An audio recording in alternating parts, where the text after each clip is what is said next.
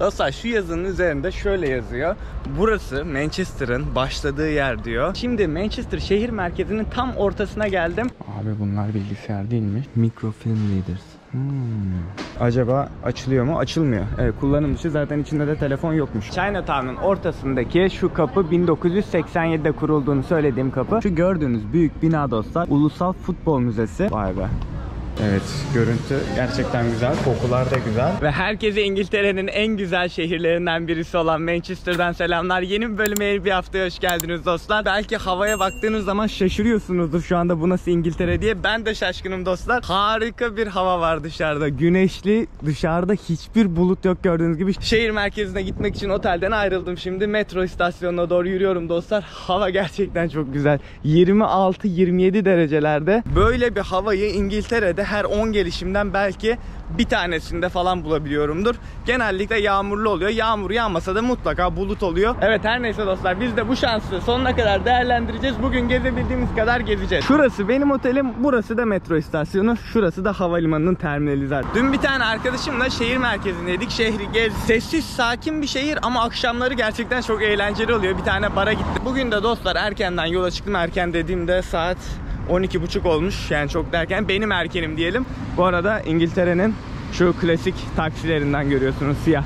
Şehir merkezinde çok göreceğiz bunlardan. Ve evet dostlar, Manchester şehir merkezinde şimdi trenden indim. Çıkışa doğru yürüyorum. Ne yaptım? Gittim bilet aldım gördüğünüz yerden. Makineler vardı. Toplam ne kadar ödedim? 7 pound ödedim. Makineyi kullanmak çok zor değildi. Gidiş dönüş bileti aldım 7 pound olarak. Ama dönüş saati akşam saat 6 ile 8 arasında dönemiyorum sadece, o kural. Onun dışında istediğim zaman dönebileceğim. Zaten 8'den sonra dönerim büyük ihtimalle bugün. Evet, çıkış yaparken de bilet göstermek gerekiyormuş. Evet, Oxford Road'un oradaki istasyondan çıkış yaptım. İlk görüntümüz bu şekilde. Şu gördüğünüz büyük saat kulesinin olduğu yer, Kimpton yazan yer dostlar, bir tane otel aslında. Ve 4 yıldızlıymış. Halbuki buradan bakınca bayağı sağlam bir yer gibi duruyor. Evet, şehir merkezindeki ilk görüntümüz şu şekilde. Tarihi binalarla kaplı etrafımız. Burada da kocaman bir tane tiyatro alanı var. Bu tiyatro alanlarından Manchester'da çok fazla var. Adeta bütün şey Broadway gibi. New York'ta size göstermiştim hatırlarsanız Broadway'i. Onun gibi bugün Manchester'da görülmesi gereken yerleri göreceğim. Bu arada çok güzel bir yerden geçiyorum. Manchester aynı zamanda kanallar şehri. Abim bakın orada oturmuş, kanala ayaklarını uzatmış, kitabını okuyor huzurlu huzurlu. Şehrin tam ortasından da çok büyük bir tane nehir geçiyor. Oraya da gideceğiz. Onun dışında yemek yiyeceğiz. İngilizlerin çok güzel bir yemek kültürü yok açıkçası. Hatta dünyada belki ziyaret ettiğim ülkeler arasında en kötü yemek kültürüne sahip ülkelerin başında İngiltere geliyordu. Ve evet, yine bir gezi gününe de matcha frappuccino ile başlıyorum dostlar. Gittim kendime Starbucks'tan bir tane matcha frappuccino aldım ve şu anda kanalın yanında gördüğünüz gibi yürüyorum. Güzel bir ortam var. Kanal yer yer pis, bayağı pis hem de. Yer yerde temiz gibi duruyor ama tabii ki girilecek temizlikte değil. Evet, bu içeceğe dostlar 4.2 pound verdim. Bugün yediğim içtiğim her şeyi toplayacağız dostlar. Ona göre gün sonunda acaba ne kadar para harcamışım onu görmüş olacağız. Şehirdeki, gezideki ilk durağımız aynı zamanda şehirdeki en eski yapı. Burası dostlar Romalıların zamanında yaptığı bir kale. Manchester şehri buradan başlamış. Kalenin sadece şu duvar kısmı kalmış. Ben de şu anda onun üzerine tırmanıyorum. Birazcık pisletmişler ama. Dostlar şu yazının üzerinde şöyle yazıyor. Burası Manchester'ın başladığı yer diyor. Endüstri devriminden 1700 yıl önce kurdukları bu orijinal kale. Şu anda orijinal kalenin üzerindesiniz diyor. Yani taşlar orijinal taşlar mıdır bilmiyorum açıkçası zamanında yaptıkları ama yer orijinal yer, taşları bilemiyorum. Önüne böyle bir tane park yapmışlar. İngilizler dediğim gibi 100 yılda bir güneşli hava görebildikleri için gördüğünüz gibi şu an sahildelermişçesine bikinilerini giyip gelmişler, güneşleniyorlar. Manchester'ın nüfusu, şu anki nüfusu dostlar 550.000 kişi. Biz her ne kadar Türkiye'de Manchester'ı daha çok Manchester City, Manchester United ve Cristiano Ronaldo olarak bilsek de Manchester dostlar kuzeyin başkenti olarak geçiyor. Romalılar ilk buraya milattan önce 79 yılında kurmuşlar bu gördüğünüz yapıyı. Daha sonra bunun etrafında şehir şekillenmeye başlamış ve günümüze kadar ulaşmış. Endüstri devriminden önce çok önemli bir şehir değil aslına bakarsanız. Endüstri devrimiyle birlikte İngiltere için şehir çok önemli bir konuma gelmiş. Bu arada yanında bir tane bardan geçiyorum, White Line diye. Bahçesinde şu anda insanlar çıplak bir şekilde oturuyorlar. Yani güneşi o kadar görmüyorlar ki düşünün. Adam bara gelmiş bira içmeye, üzerini çıkartmış bir yandan güneşlenmeye çalışıyor. Şehir merkezindeki binalar şu şekilde uzanıyorlar. Böyle tarihi binalarla kaplı her yer. Görüntü muazzam bence. Şehir birazcık sesli. Avrupa şehirlerine göre, normalde biliyorsunuz Avrupa'da gezdiğim şehirlerde, şehir merkezine gittiğim zamanlarda bayağı sessiz oluyor. Sadece kuş seslerini falan duyuyorsunuz. Burası biraz öyle değil. Burası birazcık daha sesli bir şehir diyebilirim. İngiliz'den daha çok böyle Arap, Hintli vesaire gördüm açıkçası Manchester'da. Şimdi Manchester şehir merkezinin tam ortasına geldim. Meydandayım. Meydanı şöyle size göstereceğim. Burada ne olduğunu bilmediğim bir tane anıt var. Anıtın yan tarafında dostlar şöyle kocaman bir tane bina var. 1932 yılında açılmış. Bu bina kütüphane dostlar. Aynı zamanda şehrin merkezinde tramvaylar geçiyor. Bu tramvaylar bütün şehri birbirine bağlıyor. İngiltere'de bir tane yasa geçiyor yıllar önce. Bu yasa neyi sağlıyor? Kütüphanelerin ücretsiz bir şekilde kitap borç vermesini sağlayan bir tane yasa geçiyor. Bu kütüphanede Manchester'da bu yasayı ilk uygulamaya koyan şehirlerden bir tanesi. Milattan sonra 1933 diye kapısına şöyle kocaman yazmışlar. Bu eski kapısı tabii ki. Daha modern bir giriş yapmışlar. Şurada gördüğünüz girişi. Bu arada içeride çok ilginç bilgisayarlar gördüm. Şurada birkaç tane bilgisayar var. Bakayım gösterebilecek miyim? İlk bulunan bilgisayarlar varmış gibi duruyor içeride diyor. Bakalım ne bilgisayarıymış onlar, merak ediyorum açıkçası. Abi bunlar bilgisayar değilmiş. Microfilm Readers. Şu gördüğünüz film rulolarını dostlar buraya koyup buradan okuyabiliyorsunuz. Vay be. Filmlerde görmüştüm herhalde ben bunu sadece. Bunlar da bunun ne olduğu konusunda hiç fikrim yok. Abi şuraya da şöyle bir yer yapmışlar. Bunu ilk defa gördüm. Virtual Archive diye geçiyor. Herhalde kütüphanelerin geleceği mi acaba bu şekilde olacak? Buraya basıyorsunuz istediğin şeyi. Şurada mesela kitap. Aç abi kitabı. Video şeklinde gösteriyor gerçi kitabı ama ilginç. Kütüphanenin hemen çıkışında dostlar şöyle iki tane telefon kulübesi var. Onları göstereyim size. Klasik İngiltere'nin telefon kulübeleri. Londra'da bayağı bunlardan görmüştük. Fotoğraflarını çekmiştik hatırlarsanız. Acaba açılıyor mu? Açılmıyor. Evet, kullanım dışı, zaten içinde de telefon yokmuş. Bu arada kütüphanenin hemen yanındaki bu büyük binanın da ne olduğunu öğrendim. Belediye binasıymış dostlar. Şu anda çoğu bölümü kapalı belediye binasının, hala içine girip ziyaret edebiliyorsunuz. İçeride bu arada gerçekten belediye binasının çalışanları hala ofislerini kullanıyor. Aktif olarak kullanımda olan bir bina. Evet, belediye binasının geri kalan yarısı da burada gördüğünüz gibi bakıma ve onarıma alınmış. Bayağı sesli bir inşaat devam ediyor burada. Aslında çok güzel bir görüntüsü var normalde ama şu anda o görüntüyü göremiyoruz. Tamamını kapatmışlar. Burada da dostlar 1. Dünya Savaşı anıtı yapılmış. İsimleri sonsuza kadar yaşadı diye yazmışlar buraya. Manchester 1. Dünya Savaşı için anıt yapacak, askerlerin anıt yapacak son şehir olmuş. Birazcık geç kalmışlar.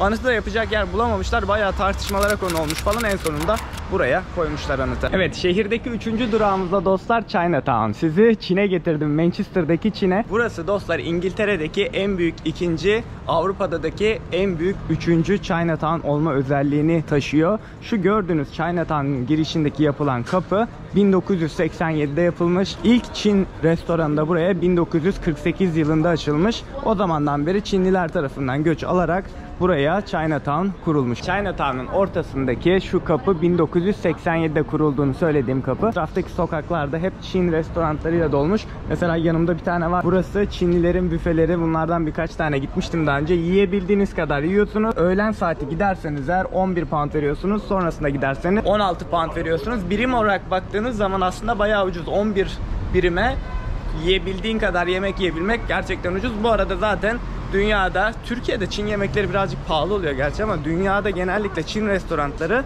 gidilebilecek en ucuz restoranlar. Genellikle en ucuz yemekler Çin restoranlarında oluyor. Chinatown'un oradan ayrıldım. Şimdi şöyle bir yere geldim. Bir parkta kendime kahvaltılıklar aldım söylediğim gibi ve piknik yapıyorum. Pikniği nerede yapıyorum? Ulusal Futbol Müzesi'nin önünde yapıyorum. Şu gördüğünüz büyük bina dostlar Ulusal Futbol Müzesi. Bunun önünde birkaç tane tarihi bina var gezmek istediğimiz. Onları gezeceğim birazdan. Şimdi kahvaltılıkları almak için dostlar Church Street diye bir yer var. Oraya gittim. Manchester'ın en kalabalık sokağı diyebilirim size. Sokak boyunca dostlar bütün aklınıza gelebilecek ünlü mağazalar, markalar, yemek yerleri vesaire hepsi orada var. Aynı zamanda dostlar sokakta bir tane çok büyük bir tane AVM vardı. O AVM'nin içine girdim ben de. AVM'de Aldi diye bir tane süpermarketleri var İngilizlerin. Bu Aldi süpermarketi bizdeki BİM, bizdeki A101 olarak düşünebilirsiniz. Buradan kendime birkaç tane yiyecek aldım. 2.68 tutmuş toplamda dostlar.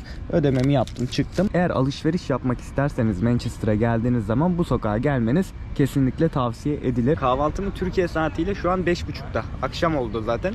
5.30'da yapıyorum. Yarım saat sonra da akşam yemeği yerim. Ondan sonra da günü bitiririm zaten. Evet, aldıklarımı bitireyim, ondan sonra etrafı gezmeye devam ediyoruz. Bu arada Ulusal Futbol Müzesi'nin oradaki park bayağı aşağıya doğru devam ediyormuş. Bu tarafları daha güzelmiş hatta. Ağaçlar altında insanlar oturmuşlar, sohbet muhabbet ediyorlar. Ben de nereye geldim? bu alanda ziyaret edeceğim son noktaya geldim. Burası dostlar ana dili İngilizce olan ülkeler arasındaki en eski ücretsiz kütüphane. Birazcık uzun oldu ama tam çevirisi bu şekildeydi internette okuduğumun İngilizcesi. 1653 abi. Vay be.